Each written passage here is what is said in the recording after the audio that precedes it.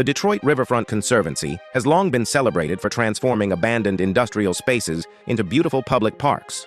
But behind this nonprofit's polished image lies a scandal that's shaking Detroit to its core. William A. Smith, the Conservancy's chief financial officer, is at the heart of this scandal.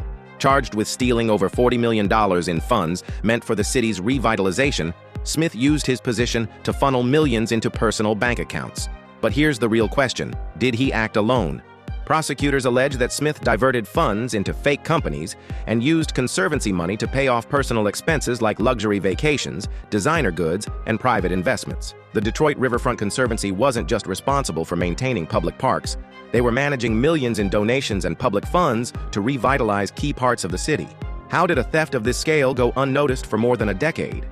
It raises serious concerns about oversight. Investigators say the embezzlement started as early as 2011.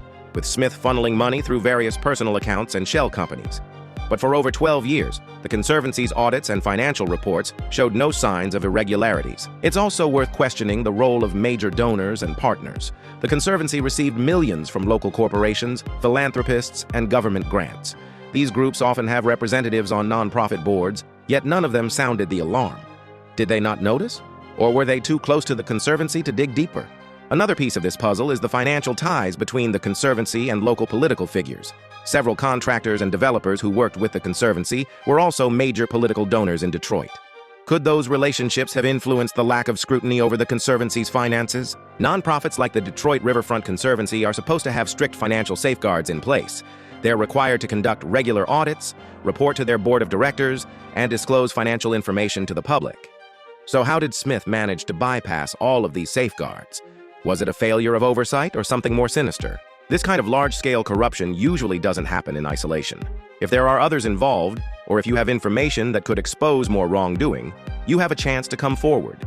Platforms like sunlight.org provide a secure way to report corruption and hold those responsible accountable. Unfortunately, Detroit is no stranger to corruption scandals. From city council bribery cases to questionable development deals, there's a long history of public funds being mismanaged or outright stolen. The Riverfront Conservancy scandal is just the latest chapter in that story. The $40 million that Smith allegedly stole could have funded numerous public projects, new parks, public amenities, job creation. Instead, that money went to luxury travel, personal investments, and high-end shopping, and the community is left to pay the price. The Riverfront Conservancy scandal reminds us that even nonprofits with good intentions can fall victim to corruption. The question now is, how deep does this go? And who else might be involved? The only way to find out is to keep asking questions and demanding accountability.